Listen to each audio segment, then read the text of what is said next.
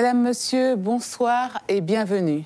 Je reçois ce soir Davy Riemann, 38 ans, secrétaire général de l'UTG Éclairage, l'une des figures de la mobilisation de mars-avril dernier, candidat soutenu à cette législative par la France Insoumise de Jean-Luc Mélenchon, par le député Gabriel Serville et toujours par le maire de Saint-Laurent.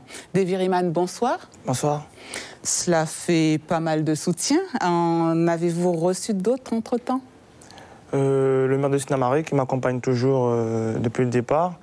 Et puis surtout aussi le soutien de la même équipe avec laquelle j'ai commencé l'année dernière et qui est encore présente à mes côtés, qui me permet d'avancer effectivement dans ces législatives-là encore une fois. Alors vous n'en aviez aucun il y a 9 mois, à part évidemment le soutien de cette équipe dont vous parlez. C'est dû à vos chances de victoire, à votre personne, à votre programme, ou juste un ring pour les anti-Macron? Non, moi je pense que, à part le soutien supplémentaire de la France Insoumise et du député Gabriel Serville aujourd'hui, ce sont les mêmes soutiens que j'avais l'année dernière, qui sont encore présents. Et puis, non, je pense que c'est juste le fait que c'est une élection qui pourrait marquer un changement sur le territoire guyanais, en tout cas, par rapport à ce que je peux représenter, ce que je peux véhiculer comme valeur. Et c'est surtout ça, je pense. Mais pas grand-chose de plus, à part le fait que le maire de Saint-Laurent, on voit bien qu'il a changé de posture, parce qu'il a toujours été quelqu'un de droite et qui suivait les directives du gouvernement. Il était ministre d'État avec une délégation. Et aujourd'hui, il a changé de posture, il a changé de discours. Je pense que c'est pour ça aussi que son soutien n'est pas négligeable, puisqu'il était hier un des fervents porteurs de la République telle qu'elle est déclinée. Aujourd'hui, il aspire à autre chose aussi pour la Guyane. Et vous hésitiez à y aller. Ce sont ces soutiens qui vous ont convaincu? Non, pas forcément. D'abord, c'était de voir que l'équipe avec laquelle j'avais été était présente, à minima. Ensuite, Marie-France Naïsso, qui m'accompagne dans ces élections-là, elle était présente. C'était quelque chose de très, très important pour moi. Et puis, c'est tout un environnement, voir si effectivement on n'est pas y retourner tous ensemble, comme on l'avait fait l'année dernière. Donc, ça a été positif pour tout le monde. Donc on y est allé. Cela fait-il désormais de vous un homme qui envisage une carrière politique plus soutenue, plus engagée sur le long terme? Non, je ne vois pas ça comme ça. Moi, je pars du principe où je viens pour une mission donnée, avec des choses que j'ai à accomplir.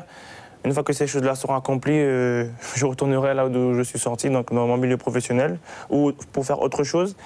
Mais je n'ai pas l'âme d'un carriériste dans la politique ou des choses comme ça. Donc vous y allez sans pression, il n'y a pas plus de pression cette fois-ci que l'année dernière? Non, vraiment pas du tout, j'ai déjà dit, je le répète, ce n'est pas le combat de ma vie, c'est un combat important parce qu'effectivement je suis prêt à œuvrer pour mon territoire maintenant dans la sphère où les décisions se prennent pour notre quotidien.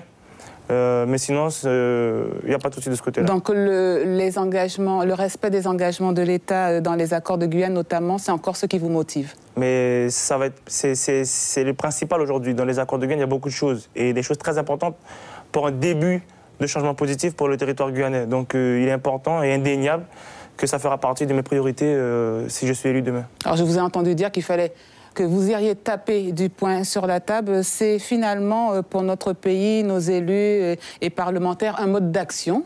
Non, c'est... Pour obtenir quelque chose? Non, au-delà du fait de dire taper du poing sur la table, c'est pas forcément ce que j'ai dit. Moi, j'ai dit surtout que maintenant, nous devons nous prendre en main, comme a dit M. Macron.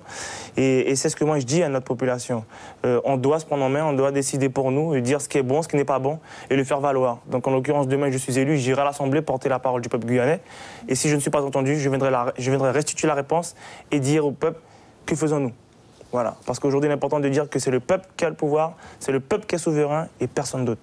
Le maire de Saint-Laurent, Léon Bertrand, a été en faveur d'une bidépartementalisation. Vous voyez les choses de la même façon pour faire avancer les choses en Guyane? Ce sera un outil? Écoutez, il a une analyse par rapport à la situation que connaît l'Ouest. L'Ouest a souvent été oublié, délaissé, laissé pour compte. Donc sa posture, son analyse est peut-être légitime par rapport à ce qu'il vit et ce qu'il a vécu depuis pas mal d'années.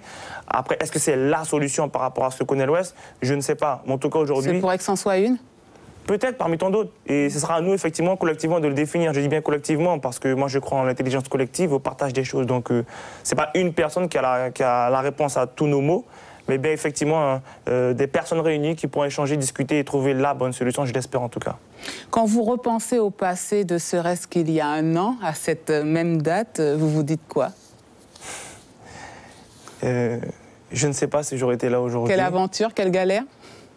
Non, quelle aventure? C'est une aventure humaine. C'est une aventure humaine parce que c'est une leçon de la vie supplémentaire. Ces événements de l'année dernière, on a su démontrer que on sait se rassembler, on sait véhiculer des choses positives pour le bien du territoire. Et moi, je retiendrai que ça en priorité. Davy Riemann, merci. Merci à vous. Et bon vent. Merci à vous.